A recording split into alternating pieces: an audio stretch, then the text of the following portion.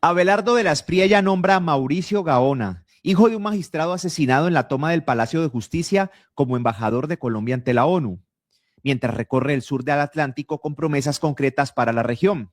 Y el pacto histórico confirma que no asistirá a su posesión, y la propia exesposa de Gustavo Petro le pide públicamente que no defienda lo indefendible en medio del escándalo de las hermanas Guerrero. Escándalo tras escándalo.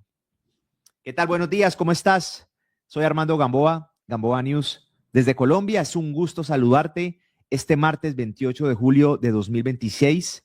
Gracias a todas las personas que se están conectando. Gracias por dar like, gracias por comentar, gracias por siempre elegir a esta hora lo que nosotros hacemos. Estamos en vivo desde Colombia y los invito a dejar sus comentarios, a dejar los superchat, a suscribirse y a darle like.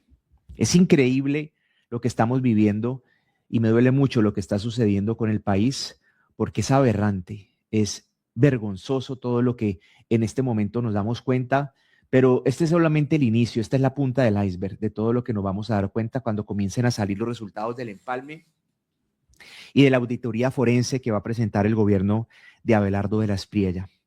Pero aquí vamos a estar para contarlos, para contar y para enumerar uno a uno tanto escándalo que se ha suscitado. Gracias a todas las personas que ya comienzan a comentar y quiero empezar con mi editorial. Con mi editorial que está relacionado un poco a lo que estaba hablando.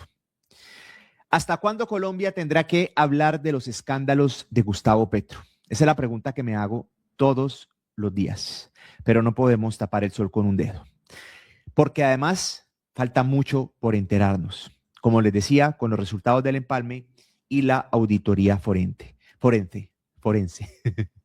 El sueño, me estoy terminando de despertar. Miren, faltan días para que acabe el gobierno de Gustavo Petro y lo que estamos viendo es sencillamente vergonzoso. Estamos en el peor momento de este gobierno, en el peor momento de la historia de Colombia, y lo digo con total responsabilidad. La revista Semana destapó audios, chat de Juliana Guerrero y de su hermana Verónica, en los que, según la investigación, las dos cobraban hasta 1 millón de pesos por reuniones iniciales, exigían anticipos de 200 millones y se quedaban con el 10% de cada contrato. Y Petro, en lugar de asumir responsabilidad, salió a decir que los empresarios dieron dineros como pendejos. Entre comillas, estoy diciéndolo. Esto no es un presidente enfrentando la corrupción. Es un presidente burlándose de las víctimas y de usted, colombiano, burlándose de mí.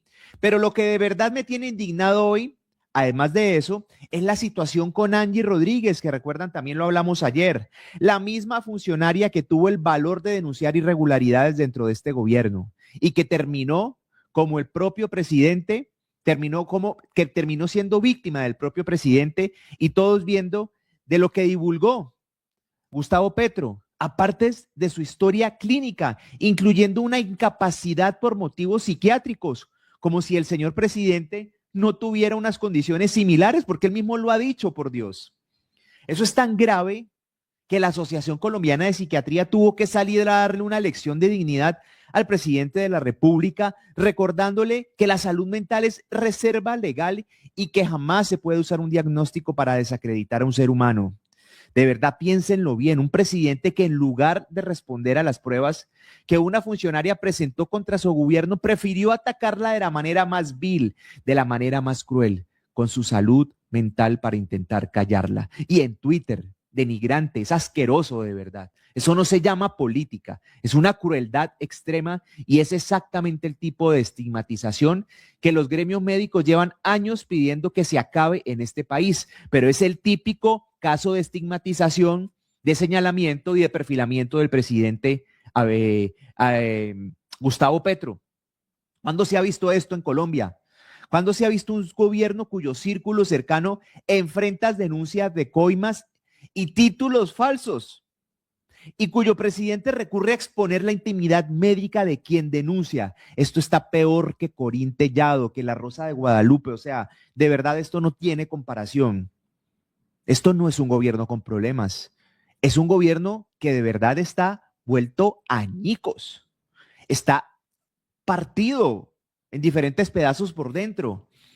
Es un gobierno que en su desesperación ya no respeta ni siquiera los límites más básicos de la dignidad humana. Por eso, Gustavo Petro, usted debería sentir vergüenza. O sea, su familia, todos los que lo rodean. Y si le queda algo de dignidad, renuncie antes de seguir arrastrando a Colombia por este lodazal. Porque de verdad estamos en un lodazal por culpa suya. No hable más por ese Twitter, no hable más por ese X. ¿Qué va a pasar con las comunicaciones de Gustavo Petro cuando deje de ser presidente? No, yo les digo que sinceramente esto es asqueante. Es asqueante y me da vergüenza tenerlo que hablar a esta hora de la mañana, pero no podemos tapar el sol con un dedo. Es el presidente que nos tocó estos 4 años y que por fortuna estamos a 10, 12 días de que salga. Ya veremos qué pasa, ya veremos cómo va a responder y ya veremos qué tanto va a pasar en los próximos días cuando nos enteremos de todos esos escándalos, más y más escándalos de Gustavo Petro. Es vergonzoso. Y dirán, Armando, ¿para qué renuncia faltan 12 días? Que renuncie. ¿Cuál es el problema hasta ahora? No sé ustedes qué piensan, pero esa es mi opinión, porque de verdad estamos cansados. O sea, es como si no pudiéramos aguantar 12 días más.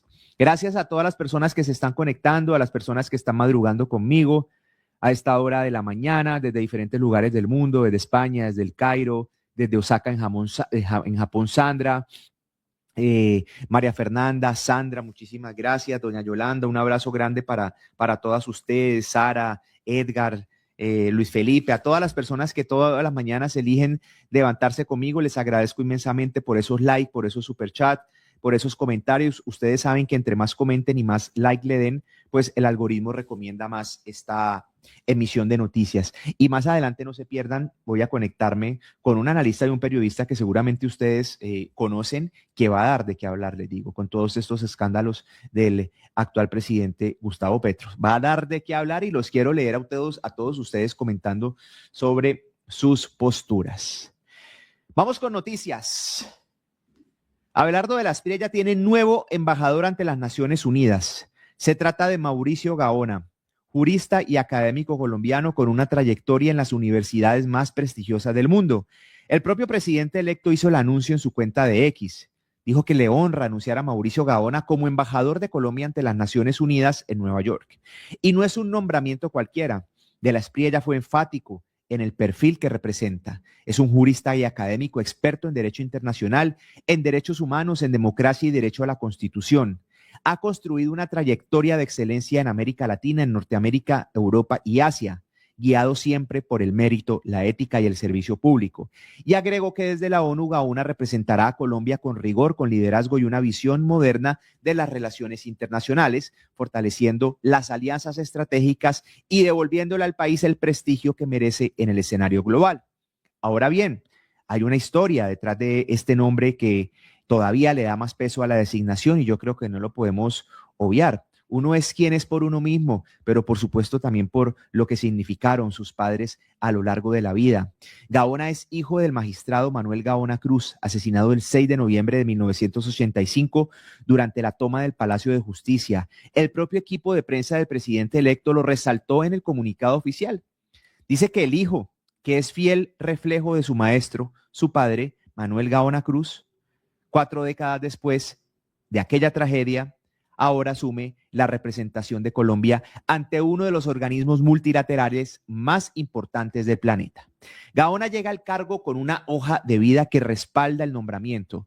Es doctor en Derecho con especialidad en Derechos Humanos, magíster en Derecho Internacional y máster en Derecho de la Unión Europea, con paso por Harvard, McGill, UCLA y Soborna Assas. Durante la campaña presidencial ya había sido una voz activa advirtiendo sobre el riesgo para la democracia colombiana, ideas que plasmó en su libro La Constitución soy yo. El comunicado de la presidencia electa fue todavía más allá en el mensaje de fondo. Dijo que Colombia le abre sus puertas a una nueva era, consensos entre naciones para consolidar el sistema internacional, forjar alianzas estratégicas globales, restablecer nuestras relaciones internacionales y redefinir la cara de Colombia ante el mundo. Con este nombramiento, de la Espriella deja claro que la reconstrucción de la imagen internacional de Colombia es una de sus prioridades desde antes, incluso de posesionarse. Les dejo esta pregunta a ustedes. ¿Creen que el perfil de Gaona es el indicado para devolverle a Colombia protagonismo en la ONU? ¿O creen que está desaprovechado y debió haber aceptado o le debieron haber propuesto otro cargo dentro del gobierno de Abelardo de la Espriella? No sé si se acuerdan que sonaba como ministro de Justicia, pero ya no va a ocupar ese cargo, por supuesto. ¿Qué opinan ustedes de esta designación? Leo sus comentarios. Muchísimas gracias por estar activos, por comentar. Así fue el anuncio de Abelardo de la Espriella, dando a conocer esta designación de Mauricio Gaona. Académico, autor y analista internacional, con una trayectoria profesional y académica desarrollada en América Latina, América del Norte, Asia y Europa. Especialista en Derecho Internacional Público, Derechos Humanos, Derecho Constitucional y Democracia. Un verdadero número uno, técnico por mérito propio, guiado por un compromiso ético inquebrantable con la excelencia. El hijo que es el fiel reflejo de su maestro, su padre, Manuel Gaona Cruz. Mauricio Gaona, embajador de Colombia ante la ONU en Nueva York, el que pondrá al servicio de la patria una trayectoria internacional excepcional, construida sobre una profunda convicción de excelencia académica, ética de Estado y defensa transcontinental de la democracia. Será el representante de nuestro país ante las Naciones Unidas, acreditando una sólida experiencia en las instituciones más prestigiosas del mundo: Harvard, McGill, UCLA y Sorbona SAS. Hoy Colombia le abre sus puertas a una nueva era, consensos entre naciones para consolidar el sistema internacional, forjar alianzas estratégicas globales, restablecer nuestras relaciones internacionales, redefinir la cara de Colombia ante el mundo. Es el momento de recuperar los valores inherentes a la República para hacer de nuestro país un referente internacional frente a los grandes desafíos que hoy enfrenta la humanidad. La transformación de la imagen de Colombia ante el mundo empieza con sus representantes. Es hora de que al país lo lideren sus talentos más preparados e idóneos. Firme por la democracia. Bueno, ahí está la bienvenida a Mauricio Gaona, excelente jurista, muy reconocido en Colombia, de alto valor para este gobierno. Le va a ir muy bien, Mauricio. Le va a ir.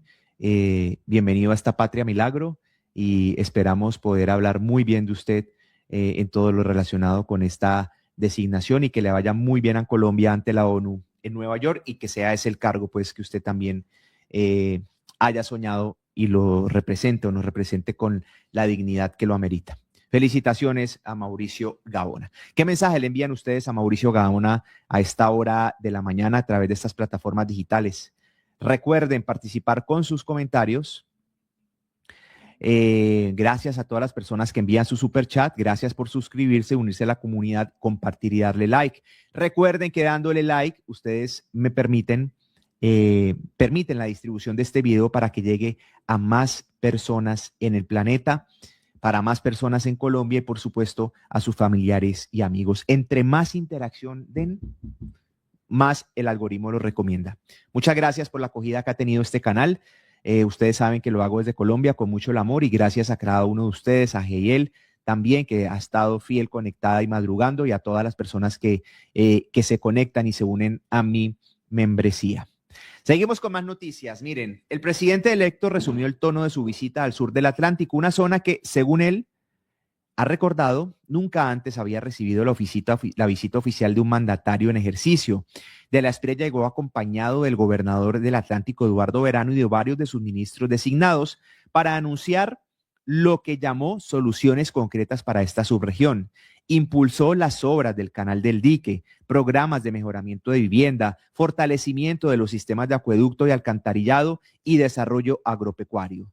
Dijo que se acostumbren porque se van a aburrir de verlo en esa zona y que va a vivir ahí, precisamente en el sur de ese departamento, metido, resolviendo los problemas. Y fue enfático en que sus prioridades hacen parte de la política de las soluciones. Él mismo lo ha dicho en otras oportunidades. la del agua, la de las viviendas, la de los acueductos, la de la seguridad y la de la salud. El proyecto del Canal del Dique, sin duda, es la promesa más pesada de esta visita. Se trata de una obra que, según explicó la ministra de Transporte designada, Elsa Noguera, ha enfrentado años de retrasos por procesos de consultas y trámites administrativos. Hace 4 años, en Santa Lucía, les habían dicho que había que echar para atrás todo. Incluso plantearon que la gente del sur debía reubicarse para que no siguiera sufriendo las inundaciones.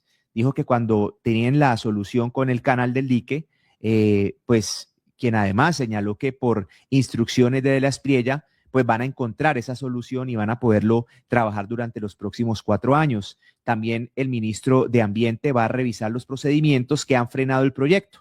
El anuncio no se quedó solo en el Canal del Dique. Elsa Noguera también confirmó el respaldo del gobierno nacional a la construcción del Puente de la Hermandad y al fortalecimiento de la red de vías terciarias del sur del Atlántico, mientras que el ministro de Vivienda designado, Jaime Beltrán, remarcó la importancia del saneamiento básico. Está ahora llamándome, por favor, del saneamiento básico para el desarrollo de la región. Vale la pena mencionar un dato político de fondo. Campo de la Cruz y Suán fueron 2 de los pocos municipios del Atlántico donde De la Espriella obtuvo un respaldo electoral importante frente a Iván Cepeda.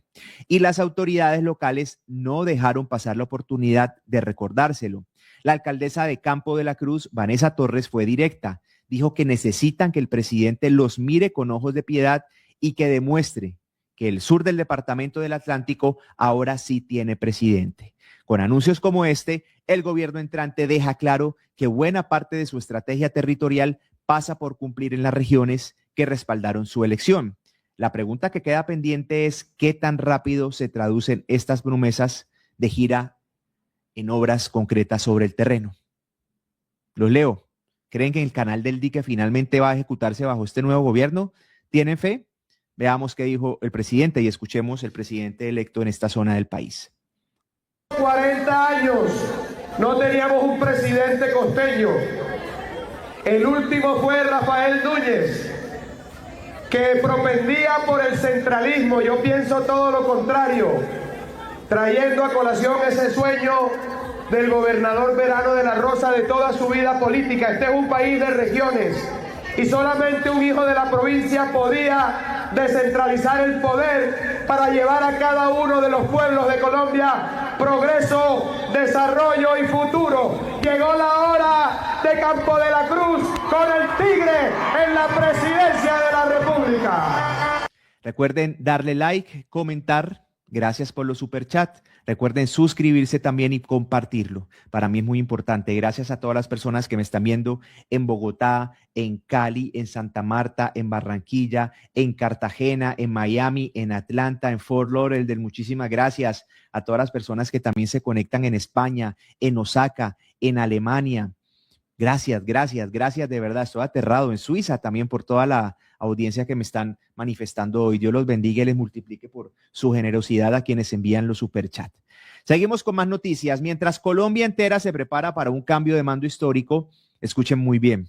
La bancada del Pacto Histórico ya decidió cuál será su papel el 7 de agosto. La ausencia total.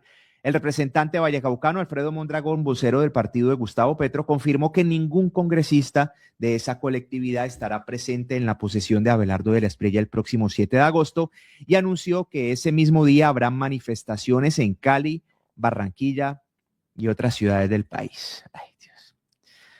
Y las palabras de Mondragón pues no dejan mucho espacio para la ambigüedad.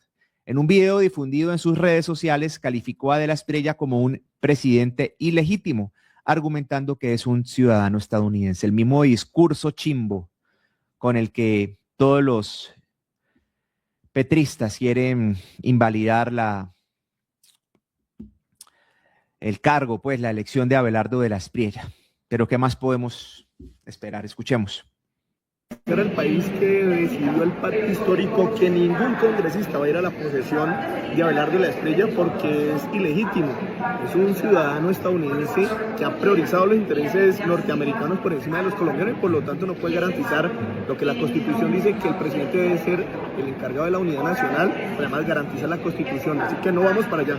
Alfredo, y peor todavía, hermano, ojalá fuera únicamente ilegitimidad, pero vemos que con estas acciones lo que quiere es profundizar ese desdibujo de las líneas de poder que deben existir en la división que ya existen y que están maltrechas. Es porque figuras políticas como él, por ejemplo, quieren poner al poder militar por encima del poder civil e incluso desdibujar, reitero, el poder ejecutivo y a quién obedece. Así es, está entrando Abelardo perdiendo porque no pudo poner mesas directivas en el Congreso, no se va a poder cohesionar una guarnición militar, pero como es un provocador, entonces quería ir a provocar en el Cauca, ahora quiere ir a provocar en Cali. Pero hay que decir al país que nos prestamos para la resistencia pacífica multitudinaria, porque no vamos a dejar que le entreguen nuestro país a intereses extranjeros, así que a prepararnos para la resistencia pacífica, no caer en la trampa. Y nos vemos pues. Organización, resistencia pacífica y remontada política. Así es, vayamos. Bueno, hace mucho énfasis en el tema de la resistencia pacífica, pues por supuesto recuerden que en el 2021 ayudaron a incendiar el país. ¿Ustedes de verdad creen que va a hacer falta esa bancada en la posesión de Abelardo de la Espriella? ¿De verdad lo creen? Yo publiqué esto porque me encanta verlos votar corriente, me encanta verlos opinar. ¿Qué le dicen ustedes a Alfredo Mondragón? ¿Qué le dicen ustedes a este mensaje? Ay, qué falta nos va a hacer, ¿cierto? Ay, Dios mío, gracias por esos comentarios, de verdad que Ave María, que Ave María. Bueno, ya veremos igual que termina de pasar. Hoy es un día clave en el Congreso de la República para ver si aprueban definitivamente que la posesión se haga en la capital del Valle del Cauca, en Cali. Gracias por sus likes, gracias por comentar. Y gracias, recuerden que a todos sus comentarios, a sus likes, este video se sigue distribuyendo y el algoritmo lo recomienda. Miren, Gustavo Petro quiso sacar a Angie Rodríguez del Fondo de Adaptación y para justificarlo terminó exponiendo algo que jamás debió salir a la luz y se los dije en mi editorial hace unos minutos, su historia clínica. Ahora esa decisión le está saliendo cara porque según fuentes extraoficiales, la propia Rodríguez radicará una denuncia penal contra el presidente ante la Comisión de Investigación y Acusaciones de la Cámara de Representantes. El hecho que desató todo esto tiene un componente particularmente grave. Petro solicitó que declararan insubsistente a Rodríguez, ya sabíamos que eso iba a pasar, que lo hiciera para su cargo y para respaldar su pedido, mostró públicamente actas médicas de la funcionaria en las que se evidencia que ha estado en atención por su salud mental. Y aquí no hay ambigüedad legal. Mostrar la historia clínica de una persona sin su consentimiento o sin autorización de los médicos tratantes es la manera más ilegal que existe en Colombia para hacerle daño a alguien y está tipificado como un delito, precisamente porque se trata de un documento privado y confidencial. Es decir, en lugar de dar explicaciones institucionales sobre por qué quería remover a una funcionaria, el presidente optó por exponer públicamente información médica sensible de una mujer que trabaja en su propio gobierno. Ese es el tipo de práctica que, viniendo de cualquier funcionario público, ya es grave. Pero viniendo del jefe de Estado es todavía más preocupante. Lo curioso es que ese intento de sacarla del cargo tampoco funcionó. Según se ha reportado, el gobierno no logró finalmente removerla.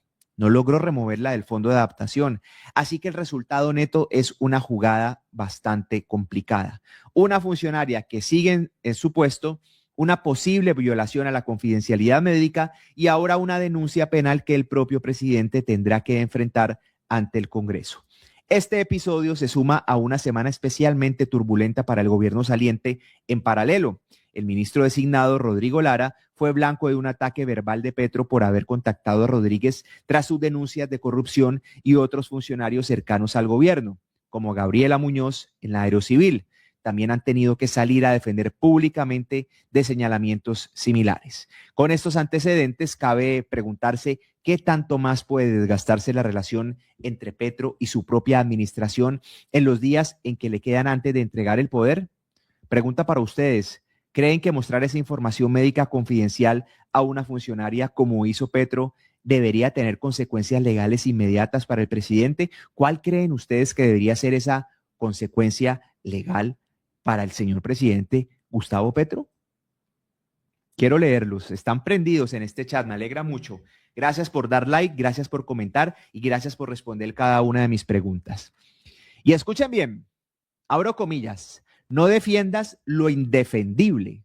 Esa es la frase escrita por Mariluz Herrán, la exesposa de Gustavo Petro, en su cuenta de X, donde resume el reclamo más incómodo que ha recibido el presidente en medio del escándalo de corrupción que salpica a Juliana Guerrero y a su hermana Verónica.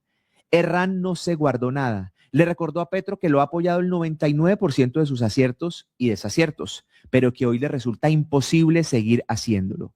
Hoy es imposible, abro comillas, dice, hoy es imposible apoyarte cuando tú mismo me decías que es la razón la que está por encima del corazón y que debíamos separar lo personal de lo político. Cierro comillas. Y fue todavía más lejos, poniendo sobre la mesa el costo personal de la militancia política de la pareja.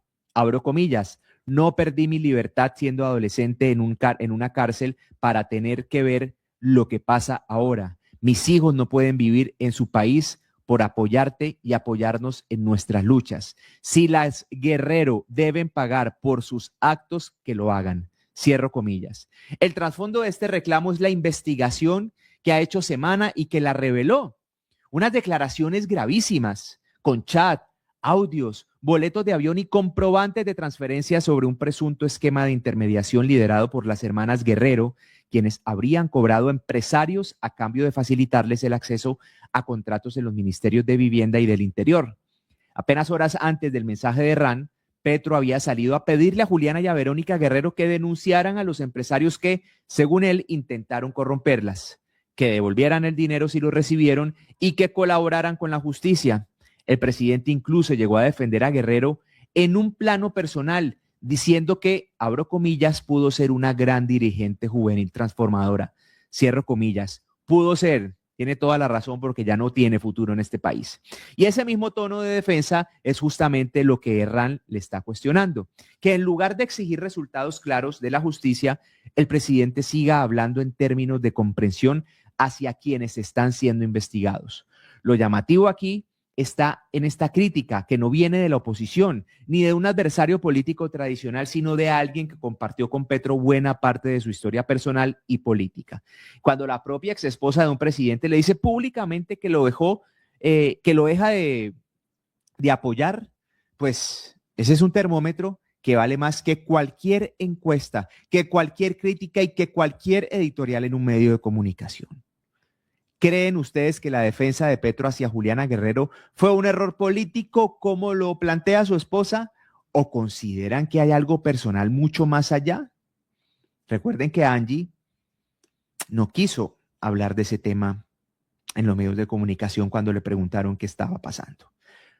Oh, comentario buenísimo. Gracias por comentar. Gracias por participar y por darle like. Está candente esta conversación que están teniendo ustedes hoy en el chat y les agradezco inmensamente, pero se va a poner más candente con lo que viene a continuación porque ya me voy a conectar con mi invitado. Gracias por esos likes, por esos super chat y gracias por seguir comentando. Los leo a todos. Miren, Colombia está viviendo una de las semanas más turbulentas de la transición de poder. Por un lado, la Fiscalía acaba de abrir investigación formal contra Juliana Guerrero y su hermana Verónica, señaladas de liderar una red que cobraba hasta 200 millones de pesos más un porcentaje de cada contrato, operando desde adentro de los ministerios de Vivienda y del Interior. Y por otro lado, la directora del Fondo de Adaptación, Angie Rodríguez, denunció un intento de trasladar más de 1 billón de pesos sin controles y la respuesta del presidente Petro fue exponer su historia clínica psiquiátrica para desacreditarla.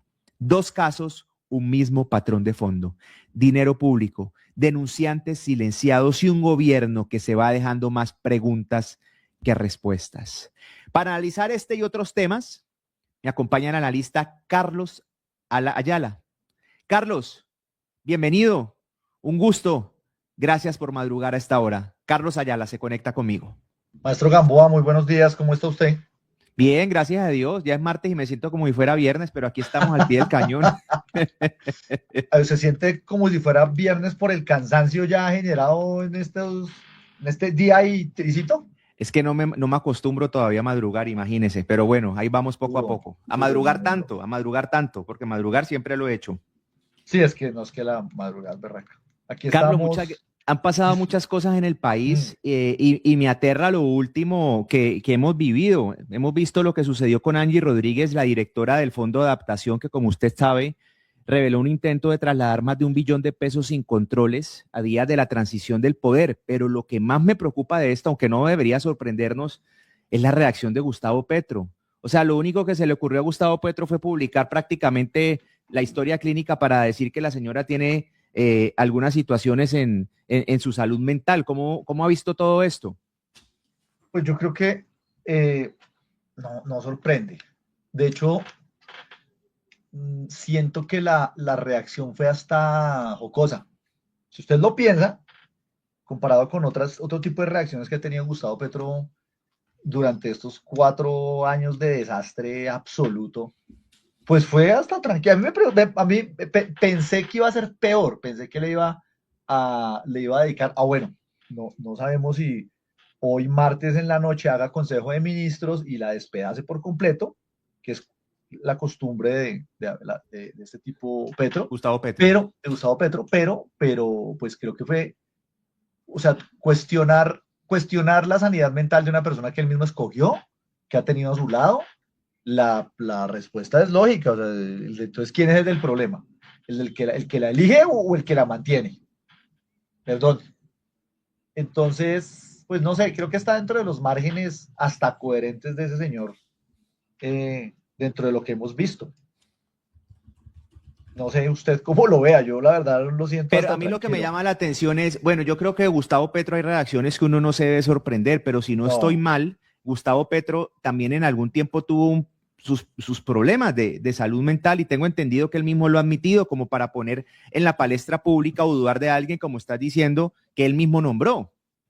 Yo no entiendo cómo, yo ahí es donde cuestiono siempre a la gente, a los votantes de él. Y es que nosotros estamos viviendo un problema de salud mental a nivel general. O sea, es que no son pocas las personas que votan por ese tipo de proyectos. Y es básicamente cuando usted revisa cómo funciona el trayecto del socialismo, hay dos etapas muy complejas, ¿no? Una es la alienación, usted está totalmente alienado y es incapaz de reconocer la realidad ante la evidencia, dura evidencia que usted le puedan poner enfrente, y la otra es la enajenación, o sea, cuando usted pierde el control de la realidad, cuando usted ya ni siquiera le interesa tomar decisiones, sino sencillamente hace caso. Porque el petrismo y el socialismo funcionan como sectas donde solo hacen caso, donde no hay criterio, donde no hay una revisión de la realidad, y eso es lo que sucede con Gustavo Petro. Gustavo Petro es el líder supremo de una secta llamada petrismo que está inscrita en una corriente de enajenados llamado socialismo. Entonces, ahí lo que corresponde es pedirle a Dios y a la Virgen María que por favor el tiempo se nos pase rápido estos días, salir de él y empezar a recoger el reguero. Al tipo no le interesa nada. Tipo irresponsable, y eso es la religión de los irresponsables. Cuando uno escucha o ve a Gustavo Petro, uno dice, bueno, increíble que tengamos que hablar de él. Lastimosamente, pues digamos que en el periodismo no nos podemos poner a silenciar o quitarle el micrófono a cualquier persona, como mucha gente lo ha dicho, y menos pues a un presidente de la República que sabemos que está en ejercicio. En general, ¿cómo Carlos califica las actitudes de Gustavo Petro durante este 2025 y esas salidas que ha tenido en diferentes momentos, pero además contra sus propios funcionarios o propios senadores que en algún momento han trabajado con él y luego han salido ellos a arrepentirse por haber apoyado el proyecto progresista de Gustavo Petro o socialista? Esta mañana yo escuché una entrevista de una ex esposa de Petro. Creo que fue la que vivió más de 15 años con ella, no me acuerdo cómo se llama. Y hablaba la mamá de Andrea Petro, la mayor. Creo que fue la primera esposa de él. A mí me impresiona cómo una persona que lo conoce muy bien cuestiona su racionalidad. Y ella dice, él es un tipo obstinado que solo hace lo que cree él y lo que él siente y lo que él ve, y muchas veces, incluso, dice ella, le contesta a Néstor Morales, le dice, no sé cuándo fue esta, no me acuerdo, fue en estos días, fue una entrevista reciente, dice, es que él es de sus pareceres. Y es un tipo que cuando se ve cuestionado o arrinconado, tiene siempre 3 salidas estratégicas que están dentro del marco de manual de los socialistas. Y es 1, la culpa siempre es de otro. O sea, nada de lo que él obra, por eso insisto en que el socialismo y el petrismo, que es una representación fiel de esa corriente, es la religión de la irresponsabilidad. Todo es allá. Si yo me drogo es por culpa de otro, si roban dentro de mi administración es culpa de otro, eso no tiene nada que ver conmigo, los deshonestos son los demás, eso no es nada conmigo.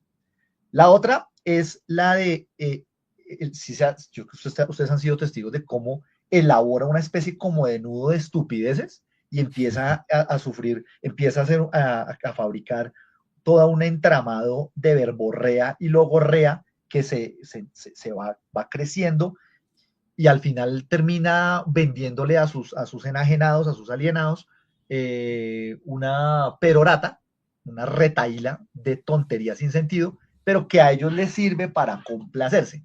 Mi Petro es un genio. Esa es la segunda. Y la tercera es violentar. La tercera es inmediatamente hacer llamados a la persecución. Entonces dentro de esa tiene unas insights, o sea, esa es una carpeta que se abre, entonces ahí está llamar nazi al contradictor, llamar nazi a cualquier cosa que no me guste, llamar nazi a los que eran de mis banderas pero ahora no están conmigo, o sea, siempre está en esas 3 dinámicas. ¿Sí? La culpa es de otros, enredar o violentar. Eso es como el camino de él para todo. O sea, revise cualquier salida, no hay ningún momento en el que usted diga, oiga, este tipo respondió de forma puntual a un cuestionamiento o a una situación. A la gente no se le puede olvidar el video de Olmedo López, él hablando de Olmedo López diciendo que el país estaba inundado y que dónde estaba su director de la ONG suspendido. Pues ahora hay que estar en la cárcel. Y el responsable de todo el despelote, que es Carlos Ramón González, pues está escondido en Nicaragua, un lugar donde el señor Ortega en este fin de semana que pasó dijo que jamás iban a volver a haber elecciones. O sea, yo creo que ese es el ejemplo claro, la ruta clara para entender la situación. Estaba diciendo la exesposa, precisamente Mariluz Serrán, es la exesposa de Petro, quien ya prácticamente dice, y lo dijo precisamente ayer en diferentes medios de comunicación, le ha cantado la tabla al presidente y le ha pedido que no defienda lo indefendible. Ella dice que ya perdió prácticamente su libertad para ver lo que pasa ahora y se mencionó bastante fuerte lo que está pasando con las hermanas Guerrero, a propósito de todo este escándalo que nuevamente la sacude a ella después de lo que sucedió con la San José y ahorita otra vez, porque Petro insiste en defender lo indefendible, en seguir adelante y no entendemos por qué darle como ese espacio o esas, digamos, esos beneficios a una persona que de alguna manera pues también ese escándalo le ha hecho tanto daño a su gobierno. Y que no le interesa al final del cuento, o sea, él algo que entendió hace mucho tiempo, hombre, es que el pueblo colombiano, como cualquier pueblo latinoamericano e hispanoamericano, hispanoparlante, no, y creo que es a nivel general, lo que sucede es que nosotros pues, vivimos embebidos en nuestra realidad, pero en general al ser humano le gusta mucho el chisme, me encanta, o sea, es una cosa. Entonces, algo que aprendió de la Escuela Catalana de Comunicación, de los españoles y de los separatistas especialmente, es que usted puede distraer la realidad de un robo con un chisme de cama. O sea, porque cuando usted dice, es que piensen, imagínense esto, usted le toca hacer el desglose, usted como periodista lo sabe, le toca hacer el desglose de lo que pasó en la UNGRD. Entonces usted le toca primero revisar cuánto fue que se malgastaron en los cañones, en los contratos por allá del señor Pastor, después de las ollas comunitarias de la señora Marta Peralta. O sea, usted le toca hacer el desglose y decir, entonces aquí se robaron tanto, esto es 1.1 billones, estos son 800.000, aquí son 700.000. Eso frente a, imagínese que el presidente se está revolcando con un adolescente. Pues hermano, pierde ante el chisme y Petro sabe eso. Y a Petro eso lo deleita, por eso se lleva se llevó a una señora nueva, que llaman que es la novia, que se la llevó al Vaticano, apareció con un señora por allá en Panamá, y mantiene vivo el chismerío con la señora Juliana Guerrero y la hermana, porque eso vende mucho más que tener que explicar que en la Agencia Nacional de Tierras no le dieron no le dieron títulos a las personas que supuestamente le dan títulos, sino le entregaron la tierra en comodato para dejarle el despelote a Abelardo ahorita, y ahorita cuando les toque quitar esa vaina, porque les va a tocar quitar esa vaina, van a salir a decir, es que nos quitaron las tierras que don Petro nos entregó. Es que no le entregó nada, señores. O sea, cuando usted revisa una cosa frente a la otra, pues por obvias razones gana el chisme de Juliana. Nosotros somos un pueblo de chismosos. ¿Qué hacemos? Y en eso, miren, eso la gente no se puede equivocar. Gustavo Petro es un genio. Yo creo que es uno de los mejores comunicadores en la presidencia que hemos tenido. Es un tipo que hace con nosotros y con los medios lo que le da la gana cuando le da la gana. Ha sido muy pocas veces las oportunidades en que hemos visto en que Gustavo Petro haya perdido el control comunicativo. Pero cuando le digo muy pocas veces es que usted, creo que durante 4 años, si la perdió 5 veces, no la perdió más. Y volvía y la recuperaba. O sea, perdón, hay mucha gente me dice, pero usted cómo va a tratar a ese tipo de genio. Mi hermano, desde el día 1 hasta el último día, nos estuvo hablando de lo que a él le dio la gana. Nada más. Sí, siempre puso los titulares, los noticieros para abrir, sea bueno, sea malo, como haya sido, pero ahí está hablando. Sí, es increíble. Hablando, o sea, yo creo que esto ha sido una etapa histórica para Colombia, pero no recordaremos esto en la historia como recordamos otros sucesos, digamos, para bien, para transformación, sino no sé si decirlo, como dijiste ahora, de manera jocosa, pero por supuesto una etapa donde Colombia prácticamente pues involucionó, echó para atrás. Y uno se pregunta, por ejemplo, Carlos, ¿por qué tanto escándalo? O sea, ¿cómo no prever de quién se rodea uno? ¿Cómo no enterarse quiénes son las personas que están trabajando para uno? Es que, bueno, los gobiernos no están libres de escándalos y no todos los gobiernos son perfectos y siempre hay alguien ahí que uno dice, pero tanto en serio, ¿cómo fue posible que pasara tanto en estos 4 años en el país y en ese gobierno? Mire, maestro, eso hace parte del core comunicativo del socialismo. Cuando usted va y revisa lo que sucedió en Venezuela durante los primeros 6 años de desgobierno de el dictador bien ido Hugo Rafael Chávez, lo que usted se va a encontrar es una copia exacta de lo que vivimos en 4 años con Petro. Y es que usted lo que hace es que, uno, el socialismo tiene una prioridad y es destruir cualquier forma de producción, cualquier forma de sostenimiento sano de la economía de cualquier país. ¿Eso cómo se logra? Eso se logra básicamente con 2 cosas. Permitir que la corrupción haga ochas y panochas. Y la segunda, permitir que los criminales hagan lo que les dé la gana. ¿Por qué? Porque esos dos rieles avanzando en paralelo destruyen cualquier cosa, cualquier asomo de que un país, más países pobres, y eso quiero hacer una paréntesis, pobres, señores televidentes, audiencia, Colombia, aunque usted tenga Netflix en su casa y cuando abre la canilla baje agua, Colombia es un país muy pobre, muy pobre. Cuando usted permite que esos 2 rieles arranquen con un país tan pobre como el nuestro, pues destruyen la posibilidad de crecimiento y de estabilidad. Y eso hace parte del manual del socialismo. Destruir, acabar. O sea, al socialista lo único que le importa es ver arrodillada a la sociedad para que se entregue a los caprichos de las neomonarquías socialistas. Cuando usted va a poner un ejemplo. Cuando usted va y revisa la revolución bolchevique, y usted revisa lo que hicieron los bolcheviques con los mencheviques y el asesinato a los zares, y cuando usted va y revisa qué fue lo que hicieron ellos lo que hicieron fue reemplazar el feudalismo monárquico, pero ellos no hicieron nada distinto, ellos funcionan como neomonarquías.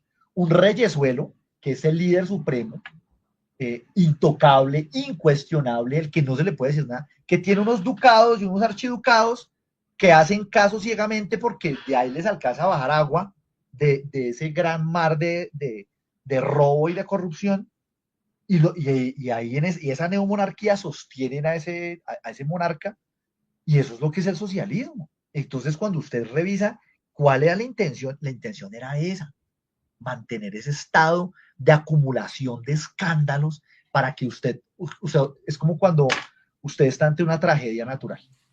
Empieza a moverse todo y empieza a caerse usted todo encima.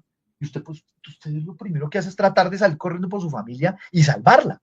Resguarda a su esposa, resguarda a sus hijos. Si puede y le alcanza una mano, resguarda al gato y al perro. Pero usted no alcanza a resguardar ni sus enseres, ni sus piezas de la cocina más valiosas, ni nada. Eso es lo que hace el socialismo. El socialismo genera una hecatombe, una catástrofe que es imposible de salvar, entonces usted termina resguardándose con temor y empieza a mirar, y ante tanta información, pero robo este y robo este otro, y esto es, ¿usted se acuerda de esos videos de hace unos años, aquí en la 10ª en Bogotá, cuando esa modalidad de robo que cogían a una persona como entre 7, 8 miserables? Claro. Así es, uy, huevo, y la persona, ay, puerca. Así, eso es lo que hacen sociedad. Eso es lo que hacen ellos comunicativamente. Ellos permiten que escándalo. Entonces, claro, los medios les pasa lo mismo, pero venga, están robando la UGR y en la de tierras también, pues, pucha, y están desarmando la DIAN. Mano, mire lo que está pasando aquí con Hacienda y se están robando la plata a los helicópteros.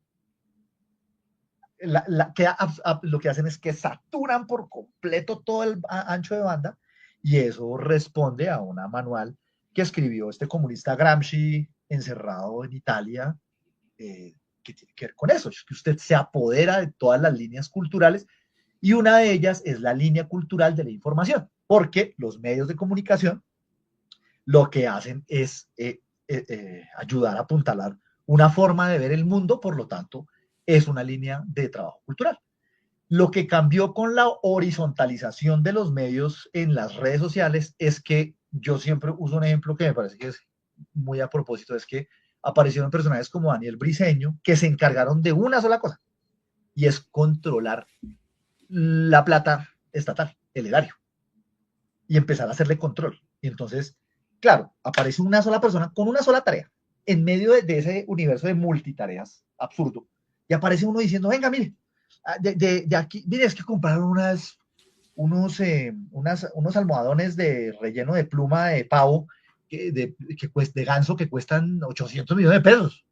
Entonces, claro, aparece una sola, y el tipo va marchando por ahí, y va marchando, y entonces termina convirtiéndose en insumo de los medios, y adicionalmente hace un trabajo de control político que los medios no pueden hacer en razón de su propia naturaleza. Esa es la estructura, así funciona. Carlos, ¿se ha tenido que aguantar mucho el lenguaje que utiliza en Twitter en esta entrevista, o hasta ahora ha estado tranquilo, no?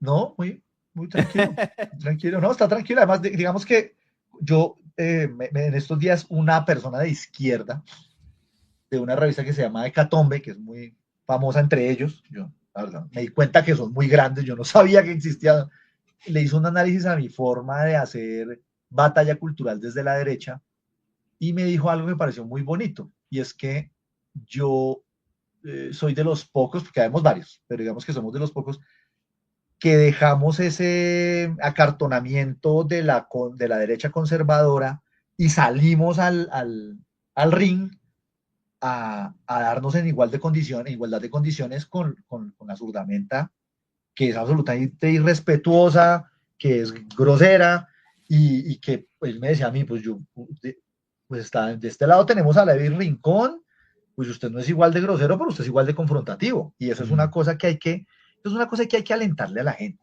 La gente, en promedio, yo trabajo lo que yo llamo la derecha popular. A mí me saluda mucho en la calle, no el señor encorbatado o el man del Mercedes de 600 millones de pesos, no, a mí me saluda el señor que tiene un puesto de reparación de celulares y me gasta un tinto y nos podemos echar carreta y sabe que tiene claro que la vida, el mundo se gana es con trabajo, con ahorro y con esfuerzo. Y mandando a los chinos a la universidad, moliéndose la espalda, o sea, pues el ejemplo de Don Luis. Ese es el ejemplo. Yo creo que, claro, Entonces yo me divierto mucho porque ellos dicen, chimba porque usted dice, pues sí, hay lugares donde no se puede decir grosería, aquí yo no he dicho ninguna grosería, no voy a soltarla porque es su espacio, ni más faltaba. En los míos yo sí me adrego hasta que me para el ombligo y zurdo que entra lo atiendo y me vale 5 tiras de arroz. Porque ¿por qué carajos tengo que aguantarme que lleguen un cafre a tratarme a mí de paramilitar? A decirme a mí paraco. ¿A cuento de qué? Si es que yo nunca he matado a nadie. O sea, yo creo que el delito más grave que habré cometido yo en la vida es haberme robado un paquete de chocolatinas cuando tenía como 12 años en un supermercado, que además me hicieron devolverme a que lo pagara y a ofrecer disculpas. Hombre, o sea, perdón. Para que llegue una persona que porque piensa distinto, además porque es la otra. A diferencia de la gente de izquierda, yo jamás empuñaría un arma para obligar a nadie a que piense como yo. Cada quien tiene derecho a pensar lo que le dé la gana. Perfecto, de eso se trata la democracia. Pero ellos tienen esa vaina entre que hay buenos muertos y malos muertos, y si tú no piensas como yo, pues te voy a violentar. Pues yo no voy a violentar a nadie, pero si a mí me violentan, yo respondo. Y si a mí se me salta la piedra, porque es como es, mire, ahorita hay un problema en la Aerocivil, se están robando 76.000 millones de pesos por un tema de unas supuestas alertas para prevención de accidentes, y carreta, mentira, la están robando. ¿Cómo van a contratar 1.4 billones de pesos en menos de 2 semanas de que se acabe el gobierno y no les importa y les van a dejar un lío fiscal de más de un año a la gente de Abelardo? O sea, y la gente, o sea, ante eso uno no puede soltar un berriondazo porque ¡ay! La derecha godita y acomodada en Bogotá, ¡ay, qué tipo tan grosero! ¡Ay, qué tipo tan vulgar! ¡Pero nos están robando! ¿Qué les pasa? En la cara. En la cara, y las buenas maneras ante todo. Sí, nos roban, pero hay que además matar, tienen el descaro de refutarlo en las redes sociales y ponen a todo su grupo a insultar, a decir, bueno, es un tema muy complejo. Sí, yo pues no sé, cada quien tiene su forma de ver las cosas y hacer las vainas. Yo, sinceramente, yo me cansé. Yo llevaba mucho tiempo detrás de mucha gente, trabajándole lo digital y ayudando, pues es mi especialidad, lo digital. Y me cansé. Y dije, ¿sabe qué? Yo voy a hablar. Y no me ha ido mal. Sí, me han golpeado, me han amenazado, me insultan. Por ahí las FARC me declaró objetivo militar en el Cauca. Y lo normal del oficio. Lo normal del oficio, hermano. Sí, o sea, si a usted no lo amenazan haciendo eso, usted no está haciendo las cosas. De hecho, este es el oficio de hacer enemigos, básicamente. Pero también he hecho, y eso sí lo digo abiertamente, creo que he hecho el triple de amigos, gente firme, gente chévere, gente educada, se trabaja bacano, estudiada, culta. Uno tiene la posibilidad de, no sé, pues yo, por ejemplo, una cosa muy particular, yo a Jerome, por ejemplo, a Jerome la conozco hace muchos años, desde que era pequeñita. Ella está jodiendo desde que es una paturrita, como de 11 años, anda por ahí jodiendo con las redes sociales, pero ya creció y se volvió una mujer competente, juiciosa, y está al lado de uno en la pelea de la batalla cultural. Es la persona que más sabe de pensiones que yo conozca, no sé si... Qué mujer tan inteligente, sí señor, increíble. Y todo el matoneo que le ha tocado soportar. Pero ahí sigue, cada vez más fuerte. Ella, yo voy a repetir lo que ha dicho en otros escenarios mucha gente, ella será presidente de este país, no sé cuándo, pero Jerome Sanabria va a ser. Algunos dicen que será la primera mujer presidente de este país, seguramente. Dios quiera, cómo pasa eso. Permita, y eso, pues de esto se trata este ejercicio. Me la saluda, no la conozco, quiero entrevistarla. Claro. Yo, ¿sabe qué? Yo le hago el contacto yo sí le hago el contacto para que la traiga. Muchísimas Seguro gracias. Que sí, ella es un ser humano como todos los que he conocido en este ejercicio, gente más tranquila, nadie anda en carro, todo el mundo lucha a pie por la calle. Como si usted como ve a Daniel Briceño, usted se lo puede encontrar en cualquier lugar de Bogotá, echando gaseosa, tomándose un tinto por ahí, y es un ejemplo de austeridad, de que si hay gente de verdad convencida de que el trabajo de los colombianos vale el esfuerzo y la amenaza y lo que quieran, pero que usted no pueda andar cogiéndose lo que no es suyo. A mí me atacaron mucho en campaña, quién sabe qué hueso le van a tirar. claro, soy usted ya tiene fija la entrada ya y va a recibir mucha plata. No, no pasó y no va a pasar. A mí no me interesa. Yo me sé ganar la vida, gracias a Dios. Y la gente que tiene que estar en las UTLs y en las UANs de los consejos tiene que ser gente preparada, que sepa mucho de leyes. No ir allá a calentar puesto y hablar carreta. Eso no se hace. Sencillo. Por fortuna, hoy en día los periodistas tenemos estas posibilidades digitales, Sí, precisamente, claro. porque si no, imagínense cómo sería. Sí, ya. Carlos, antes de pasar al tema del nuevo Señor. gobierno, yo quiero que me diga, basado en lo que hablamos ahora, Señor. sin restricciones, usted por supuesto cuidando la palabra, ¿cómo No, vamos a recordar los colombianos? ¿Cómo van a recordar los hijos este gobierno de Gustavo Petro? ¿Cómo van a recordar a Gustavo Petro? Y mire, hace unos días hablé con Daniel Briceño y él me dice que lo ve como alcalde de Bogotá en unos meses. Sí. No sé si usted opina lo mismo también. ¿Cómo Eso, vamos a recordar a Gustavo Petro antes de eso como presidente? yo creo que al contrario de lo que mucha gente dice, que lo personaliza y dices que Petro es el peor presidente que ha tenido colombiano. Gustavo Petro es un síntoma, una consecuencia, de hecho, de lo que somos como sociedad. Y es una cosa que no podemos obviar, no podemos negar. Y él simplemente fue el reflejo de una estrategia muy bien hilada durante más de 40 años en Colombia y en Latinoamérica, y es ver cómo la izquierda se apoderó de los centros educativos primarios en todo el país. Si nosotros buscamos que la batalla cultural cambie las formas de vivir en el país, tenemos que hacernos cargos de la educación. Entonces, Gustavo Petro es el reflejo de un trabajo sistemático filigránico, de filigrana, por parte de los socialistas más radicales de este país. Se apoderaron con todas las aulas, se apoderaron de las aulas de clase. Voy a poner un ejemplo sencillo. Yo entro a la Universidad Nacional casi que todos los días, uno porque vivo cerca y dos por situaciones personales. También en la Universidad Nacional me va muy bien. ¿Sabe dónde me va muy mal y dónde me gritan cosas? En la Universidad de los Andes. La Universidad de los Andes fue tomada por completo por radicales de izquierda, igual que la Universidad del Rosario, igual que la Universidad de Javeriana.